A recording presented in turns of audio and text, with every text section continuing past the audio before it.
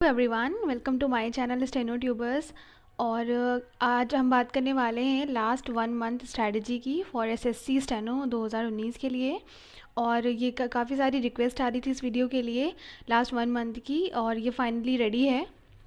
तो किसी ने मुझसे पूछा था कि सब्जेक्ट वाइज स्ट्रैटेजी मैं बताऊं, तो इसीलिए मैंने सब्जेक्ट वाइज स्ट्रैटेजी तैयार करी है, और सब्जेक्ट वाइज भी मैंने टॉपिक वाइज स्ट्रैटेजी तैयार करी है।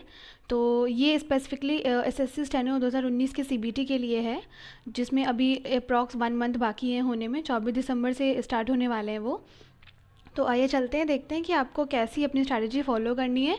और इस वीडियो में हम सिर्फ बात करेंगे फॉर इंग्लिश सेक्शन ओनली, और नेक्स्ट रीजनिंग और जीएस के लिए मैं अगले 2 वीडियो में बात करूँगी। तो सबसे पहले देख लेते हैं कि ग्रामर रूल्स को आपको कैसे रिवाइज़ करना है। ठीक है, मैं एक एक करके टॉपिक वाइज आपको बताती हूँ, क्योंकि मुझे नहीं पता कि आपकी प्रिपरेशन किस लेवल की चल रही है या आप कहाँ तक पहुँचे हैं, तो मैं एक एक करके नहीं बता सकती। इसलिए मैं ओवरऑल आपको टॉपिक वाइज समझा दे रही हूँ कि अगर आप इस तरीके से रिवाइज़ करना चाह रहे हैं या अपनी रिवीजन स्ट्रैटेजी बनाना चाह रहे हैं, तो आप इसको लेके चल सकते हैं।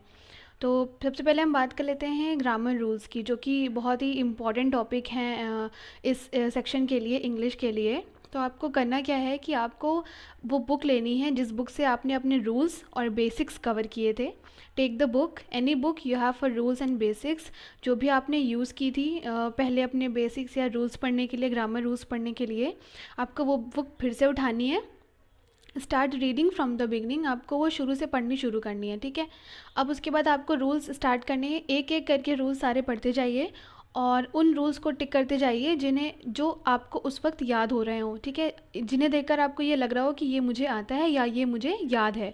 ठीक है, circle those you don't remember even if you feel you might know about that rule, note them in a copy made from single page. तो आपको करना क्या है कि उस वक्त जो रूल आपको नहीं समझ आ रहा है या आपको लग रहा है कि ये मुझसे मिस हो गया है या ये कुछ न्यू लग रहा है मुझे या ये फिर कुछ इम्पॉर्टेंट है, तो आपको उस जगह पे उसको सर्कल करना है। और ऐसा हो सकता है कि वो रूल देख के आपको लग रहा हो कि ये मैंने कहीं पढ़ा है, बट आपको याद ना हो। अगर वो 70% भी आपको लग रहा है कि याद है, 30% नहीं है, तो भी आप उसको सर्कल कर लीजिए और उसको एक सिंगल पेज की एक कॉपी लीजिए और उसमें से सिंगल पेज टीयर कर लीजिए और उन सारे पेजेस को स्टेपल करके एक कॉपी बनाइए और उसमें उन रूल्स को नोट करते जाइए जो आपको लगता है कि आपको नहीं याद है। ठीक है, नेक्स्ट है revise them on daily basis till you memorise them completely. अब उस जो कॉपी आपने बनाई है, जो अपने रूल्स या कॉन्सेप्ट्स नए या कुछ भी आपको उसमें मिला हो जो आपको लगता है आपसे मिस हो गया हो, तो आपको वो सारी चीज़ें उसमें नोट कर लेनी है। और वो जो कॉपी पेजेस की आपने बनाई है सिंगल पेज की, वो आपको अपने साथ रखना है। चाहे वो आप सुबह जब उठते हैं, जब अपनी पढ़ाई स्टार्ट करते हैं, उस वक्त एक बार रिवाइज़ कर लीजिए या फिर सोने से पहले रिवाइज़ कर लीजिए। तो इस तरह से होगा क्या कि आपका एक भी रूल, एक भी कॉन्सेप्ट मिस नहीं होगा। ठीक है, बाकी देखिए तैयारी तो हमें अपनी 100% करनी होती है। ठीक है, हालांकि 100% हो नहीं पाती कभी भी, क्योंकि इसका सिलेबस ऐसा है कि आप कितना भी पढ़ लीजिए कुछ ना कुछ छूटेगा ज़रूर। बट अपनी तरफ से हमें 100% देना है, तभी हम जाके कहीं 99.99% कवर कर पाएंगे। ठीक है, तो डिपेंड करता है कि आप कितना ज़्यादा कवर करने की कोशिश करते हैं। इसीलिए हमें छोड़नी एक भी चीज़ नहीं है। कभी कभी ऐसा होता है कि हम कोई चीज़ या कोई रूल या कॉन्सेप्ट मिस कर देते हैं और बाई चांस वही एग्ज़ाम में पूछ लिया जाता है। ठीक है, तो अफसोस करने से बेटर है कि आप सारी चीज़ें एक एक करके कवर कर लीजिए। तो ये हमने बात कर ली ग्रामर रूल्स की, आपको ये चीज़ें समझ आई होंगी आई होप। नेक्स्ट हम मूव करते हैं वोकैब्स और इडियम्स इन फ्रेजेस पे। तो इसमें मैं बता देती हूँ कि जिस भी जगह से आपने वोकैब्स पढ़ी हैं या कहीं नोट करी होंगी अपने नोट्स, खुद के नोट से या कोचिंग के नोट से या किसी बुक से, लाइक ब्लैक बुक है या किरण की बुक्स हैं या एमपी पब्लिकेशन की वोकैब्स हैं या और भी कोई आप कोई किसी और बुक से आपने पढ़ा हो या आपने देखा हो, ऑनलाइन यूट्यूब चैनल से आपने पढ़ा हो, तो जहाँ भी उसको आपने नोट किया होगा वो बुक या कॉपी या नोट्स उठाइए और उसको शुरू से पढ़ना शुरू करिए। ठीक है, उसमें आपको करना क्या है, tick the sign onto you don't remember. आप उसको जब पढ़ रहे होंगे तो आपको जो भी वर्ड आपको लग रहा होगा कि ये मुझे याद है, उसको आप छोड़ दीजिए। जो लग रहा होगा कि ये नहीं मुझे याद है, तो उसको आप टिक करते चलिए पेंसिल से। Note them in that copy of single page. अब इसके लिए आपको अलग से वही कॉपी बनानी है सिंगल पेजेस की, और इसी पेज पे आपको नोट करते हुए चलना है, फिर इसके बैक पे आप नोट करिए, फिर वो जितने भी पेजेस हो जाएंगे उनको स्टेपलर से स्टेपल कर दीजिएगा और वो एक आपकी जो भी आपको याद नहीं है उनकी वो कॉपी बन जाएगी। ठीक है, तो आपको फोकस उस पर करना है जो आपको अभी भी याद नहीं है, जो आपको ऑलरेडी याद है। इससे होगा क्या कि जो आपको याद है उसका भी रिवीजन हो जाएगा और जो आपको नहीं याद है वो आप याद कर पाएंगे। ठीक है, और उसके बाद आपको कॉपी बनाने के बाद करना क्या है, revise them in the morning और एट नाइट। देखिए, वो कैप्स ऐसी चीज़ें हैं जो आप एक दिन में नहीं याद कर सकते कि एक दिन बैठ के अच्छे से रट्टा मार लिया और आपको जो है सारी वो कैप्स सारी वोकेबुलरी याद हो गई, ऐसा नहीं है। आपको उसको डेली डेली रिवाइज़ करना पड़ेगा, तभी जाके वो आपके माइंड में फीड हो पाएगा। तो आप उसको जब आप उठते हैं अपनी पढ़ाई शुरू करने से पहले एक बार ऐसे ही देख लीजिए, ठीक है, गो थ्रू कर लीजिए। और या फिर सोने से पहले आप उसको अपने बगल में रख सकते हैं। वो पेजेस टाइप में होते हैं तो वो हैंडी होते हैं काफ़ी, आप इजीली उसको कहीं भी कैरी कर सकते हैं। ठीक है, this way you will not miss a single word and can learn other words as well. जैसा कि मैंने बताया कि आप इस तरह से आप जो भी अपने वो कैप्स आपने लर्न की है, चाहे वो किसी बुक से हैं, आपके नोट से हैं या कहीं भी कोई भी चैनल से हैं, तो वो आपका एक भी सिंगल वर्ड नहीं छूटेगा। ठीक है, देखिए होता क्या है, वो कैप्स हमारी बहुत इंपॉर्टेंट पार्ट होते हैं क्योंकि ये क्लोज पैसेज में भी आपको हेल्प कर सकते हैं, कॉम्प्रिहेंशन में भी कर देते हैं, कभी कभी फिलअप्स में कर देते हैं, तो आपको पता नहीं चलेगा ये आपकी कितनी जगह पे हेल्प करते हैं। और can learn other words as well, और जो भी वर्ड्स आप भूल रहे होंगे वो भी आप इस तरह से लर्न कर सकते हैं। For idioms and phrases don't write. ठीक है, आपको इसके लिए क्या करना होगा कि आपको इसको लिखने की ज़रूरत नहीं है। जो भी आप इडियम्स और फ्रेजेस आप पढ़ रहे हैं, जिस भी जैसे मान लीजिए आपने कोई बुक ली है, ठीक है, उसमें फर्स्ट सेकेंड थर्ड फोर्थ ऐसे ऐसे इडियम्स लिखे हुए हैं। ठीक है, अब आपने पढ़ना शुरू किया तो आप एक पेंसिल साथ में रखिए और अगर आपको लगता है कि फर्स्ट वाला आपको याद है तो उसको छोड़ दीजिए, सेकंड वाला लग रहा है नहीं याद है टिक मारिए, थर्ड वाला लग रहा है याद है छोड़ दीजिए, फोर्थ वाला लग रहा है नहीं याद है टिक मारिए, फिफ्थ वाला नहीं याद है टिक मारिए। अब आपको इस पर 1 और 3 पे कॉन्सेंट्रेट नहीं करना, आपको सेकेंड फोर्थ और फिफ्थ पे कॉन्सेंट्रेट करना है। ठीक है, इसको नोट मत करिए क्योंकि कई सारे इडियम्स होते हैं तो वो बहुत ज़्यादा हेक्टिक हो जाएगा। ठीक है, तो आप इसको उसी बुक में या उसी जहाँ पे भी ये लिखा हो उसी में टिक मार दीजिए और डेली डेली जब भी टाइम मिले एक बारी आप रिवाइज को कर लीजिए, तो इस तरह से आपके दिमाग में वो ऑलरेडी बैठ जाएगा। ठीक है, तो आप इसको डेली रिवाइज करिए। ठीक है, ये हो गई हमारी वोकैब्स और इडियम्स एंड फ्रेजेस की बात।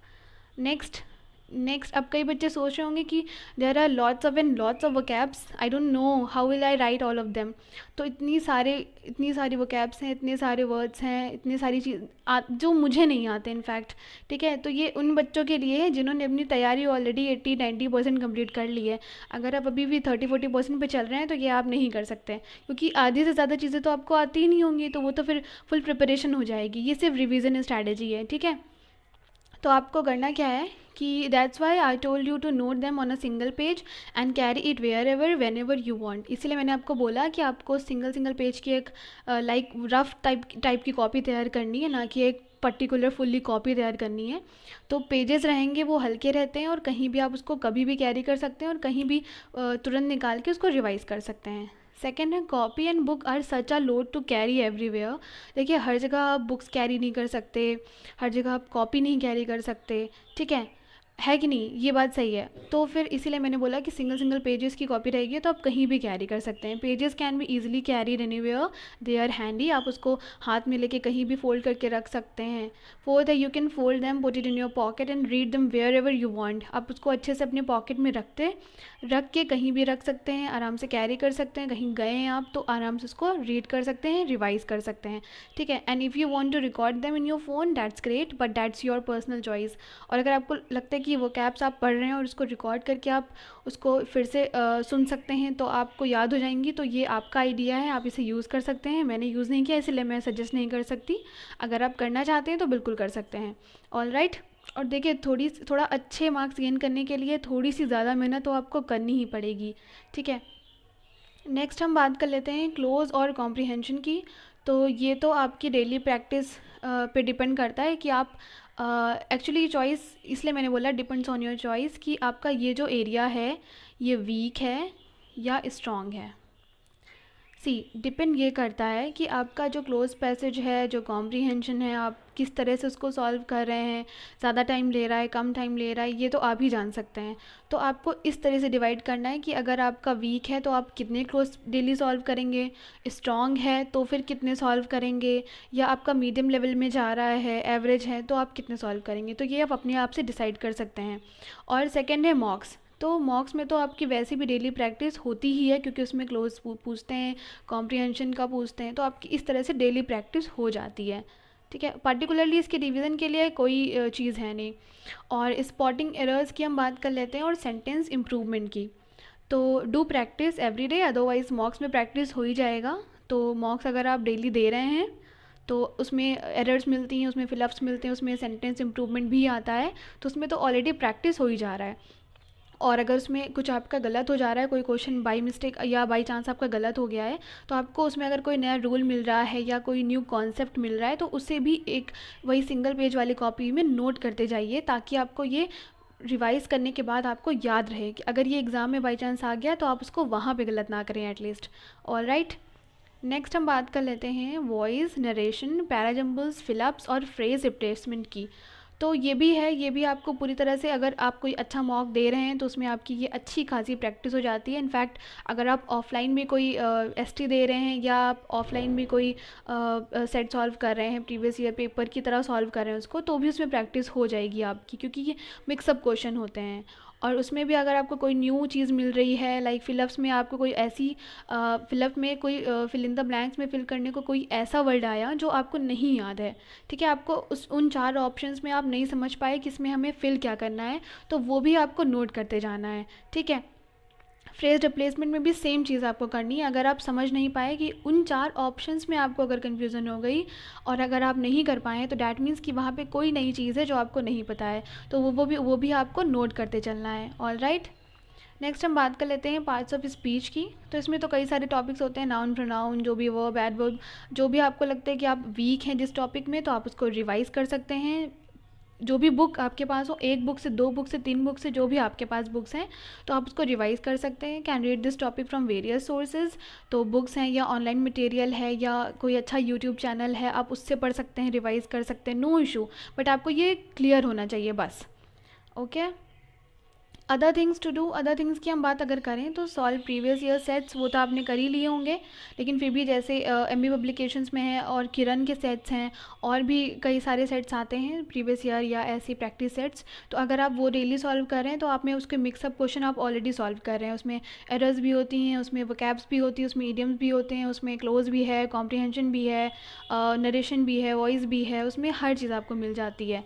तो वो तो आपको करना ही है डेली। ठीक है, till exam revise your notes, आपको अपने नोट्स भी प्रॉपरली, जो नई नई चीज़ें मिलती जा रही हैं उनके नोट्स जो आप बनाएंगे वो आपको डेली डेली रिवाइज़ करते चलना है, कि ऐसा ना रहे कि लास्ट डेज़ में एकदम आपको ज़्यादा से ज़्यादा रिवाइज़ करना पड़े। इससे अच्छा कि अभी से रिवाइज़ करते चलिए। ठीक है, keep your self updated with the pattern of SSC ongoing exams, आपको खुद को अपडेट करना है, अपडेट करते रहना है। जो भी एसएससी के एग्ज़ाम्स चल रहे हैं, ऑनगोइंग हैं या हो चुके हैं, जो उनमें आपको थोड़ा बहुत अपनी अपनी तरफ से रिसर्च करना है, गूगल पे, यूट्यूब पे, जो भी आपको अच्छा चैनल और अच्छा कंटेंट जहाँ भी दिख रहा हो, वो आपको बता रहे हो कि एसएससी में कुछ पैटर्न का चेंज है, कुछ इस तरह से पैटर्न आ रहा है, कुछ इस तरह से सिर्फ इंग्लिश में ही नहीं, हर एक सेक्शन में मैं बात कर रही हूँ कि अगर आपको पता चल रहा है कि वो बता रहे हैं कि अच्छा इस बार एसएससी ने इस तरीके से क्वेश्चन पूछा है, थोड़ा सा ये चीज़ चेंज हुई है, तो वो भी आपको खुद को अपडेट करते रहना है। और try to handle the exam stress, तो ये तो काफ़ी बड़ी चीज़ होती है, इसमें मैं थोड़ा डिटेल में बात करूँगी एक अलग वीडियो में। मैं बताऊँगी कि कैसे आपको एग्ज़ाम हॉल में अपने स्ट्रेस को काम रखना है, खुद को काम रखना है। ठीक है, तो ट्राई करिए कि जितना कम से कम हो सके स्ट्रेस लीजिए एग्ज़ाम का, और अच्छे से परफॉर्म करने की कोशिश करिए। Rest assured that you are going to perform very well in the exam, और ख़ुद से ये कहिए कि आप बहुत अच्छा करने वाले हैं और आपका एग्ज़ाम बहुत अच्छा होने वाला है। और अगर आप ये सोचेंगे कि एग्ज़ाम अच्छा नहीं हुआ तो क्या होगा, तो ये तो वर्स्ट क्वेश्चन है दुनिया का, आप ये मत सोचिए। ये सोचिए कि आप बिल्कुल अच्छा करेंगे और अच्छे से अच्छे नंबर लेके आएंगे। ओके, और thanks for watching. I hope कि आपको ये इतनी सारी चीज़ें क्लियर हो गई होंगी। ये सिर्फ इंग्लिश की बात की है मैंने आज, और नेक्स्ट वीडियो में बात करूँगी अपनी जीएस और रीजनिंग की रिवीजन स्ट्रैटेजी के लिए। और नॉट सब्सक्राइब येट, अगर अभी तक आपने सब्सक्राइब नहीं किया है तो अभी जाके सब्सक्राइब करिए स्टेनो ट्यूबर्स को। और thanks for watching, bye bye.